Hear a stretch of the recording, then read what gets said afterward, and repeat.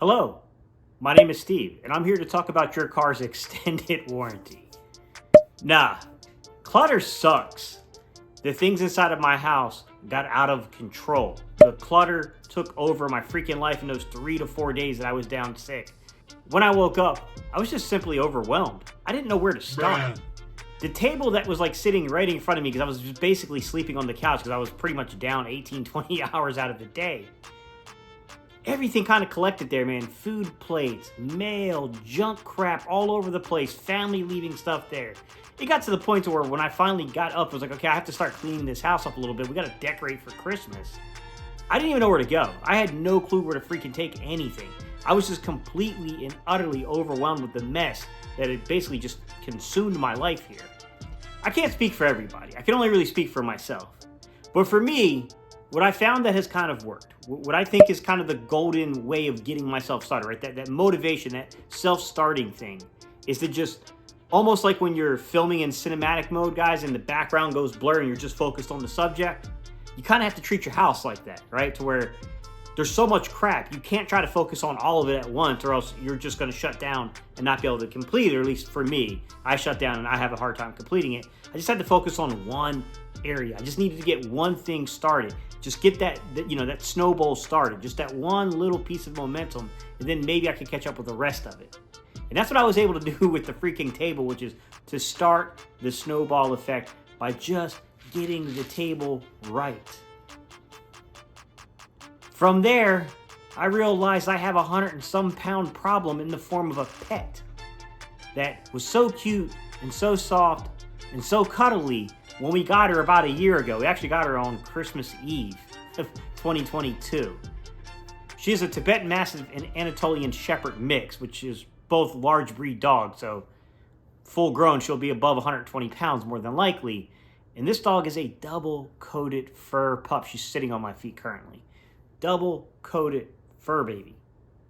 That means hair, no matter what you do, it gets freaking everywhere. It's just another thing that it's tough, man. You have to vacuum like 2 to 3 times a day with this type of dog. I have a unique way, and I'll do that in another video for you guys, where like the way I brush her, where you have to constantly brush this dog. This dog requires a lot of grooming. This was a massive undertaking of a pet. Love her to death. She's the sweetest thing ever. She requires a lot of love, a lot of attention, a lot of care. Then I found myself looking and dealing with the chair and the situation that had compounded and made its way over to the chair. Speaking of the pup, here it comes. Everything on that chair had just piled up over about a week. Just everyone kind of coming in, what do you want me to do with this? Just throw it on the chair. What do you want this at? I just throw it on the chair. I'll get to it when I feel better. Well, pretty soon, I started thinking to myself, like, what the hell am I doing all this crap on this chair? Where am I going to move all this stuff to? Like, I have no space to do anything with any of this stuff. Then it made its way into other areas. Like, there was just these little corners inside the living room where I had stuff like, I didn't feel good. I still had to feed, I have a chicken. I still have to feed the chicken. I can't just not feed the bird. It's not the bird's fault. So I had to move the bird food in close enough to where I had enough energy to conserve to get the food and get it out there to this chicken. Which, obviously, when you're dealing with a lot of clutter, it's a bit ironic when you go to clean things up and you have a thing of bird food sitting in your main living space, right? Then I had to get my stuff ready for Christmas. Just like everybody else, I had to get ready for Christmas, guys. I had to get my family stuff in order. I had to go into the storage unit, find all our stuff. I had to get this house cleaned enough to even take advantage of it. And that kind of started with these 2 end kind of tables that I had that surround my fireplace that kind of house some very important things that were just a clutter mess, right? It was all this little fur baby stuff right here, all her leash and toys and products like her combs and brushes and all that stuff just kind of piled over there. I was like, we just need some baskets. Just go to the Dollar Tree. Let's grab some dollar baskets. Let's throw those things. Let's get those things organized. Let's get everything cleaned up there. Get it wiped down. Get that fireplace cleaned all up. Get that mantle cleaned all up. And let's get the area staged and ready to house a tree beside it there. Everything to the bookshelf that was in here, I just basically took it one little item at a time. One little thing. And I'm not going to lie to you, it took me every bit of the day to get it all done. But it was just one little item at a time. I would get to it. I would get it all cleaned up. I would organize it. I would move it. And move on to the next thing. And it's basically how I'm going to treat the rest of my house, because it wasn't just the living room. The living room was the worst of it. But I mean, I had to deal with the kitchen. The dining room table was as bad as honestly, the living room table by the time I got around to it. I'm still working actually on my personal living space, the bedroom. I have to get that cleaned up a little bit more even as we speak right now. Both the bathrooms, my guest bathroom, my personal bathroom. I have a niece that lives with me, and we have to help her and keep her tidy and teach her these things. And it's part of it is trying to be a good role model. It's hard to preach to a kid to go clean if you're not organized and clean yourself. That's a bit of a problem, right? Let's talk for just 1 second about clutter and your mental health, your mental state. And for me personally, I can speak as someone who's a content creator. I will tell you right now that I've noticed over the last few years that when I let things get out of control, when I let clutter kind of creep into my life, it's a problem, and it really hinders my ability to be creative. I struggle to put thoughts, I struggle to get ideas, I struggle to articulate those things on camera once I allow clutter to kind of take over my house. It's something I really noticed a lot. And then also, I'm not the greatest person. I hate to say that, but I mean, it's just the truth. I'm not the greatest person when I have a bunch of clutter around my house, because that's when you start getting the anxiety.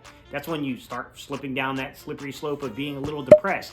That's when you start getting irritated and agitated easier. That's when you're just not polite. It's when you're just not very, empathetic towards the plight of other people. And for a lack of better words, you're just kind of an a-hole, right? I noticed that once I kind of clear out the clutter and I can get all those anxieties, all those things away from me, I'm a decent person. I'm a lot better of a person. And I do think that's something that it's not easy to discuss that. It's not easy to admit that thing, but to be truthful about it, I think we all kind of inherently know that there's an element of truth to that too. So decluttering things around my house, which is a part of the video I did not show you guys, but something that absolutely happened. I took a lot of crap out of my kitchen and tossed it, if I'm going to be honest. Honestly, it helps me gain control back over my life a little bit. And that's one thing that I look forward to continuing, like going through my house even with a finer tooth comb and scrutinizing things that I have and saying like, look, when is the last time I have honestly freaking used this? Because if I can't honestly answer that in the last 12 months, it's time for that object to go. If I haven't used it in a year, come on now, what am I holding on for? I get overwhelmed with this stuff. This crap is really, really overwhelming. It's not done. I still have to paint the walls behind me after the holidays. I already had the paint gifted to me, a 5-gallon bucket of paint gifted to me. Just one of those very fortunate and beneficial things that I have. But still, it's just these little tasks that sometimes it's just so easy to keep putting them off, man, until it feels like there's 1,000,001 things on the freaking list to do. All right, y'all. I appreciate y'all letting me vent on this first video for this channel.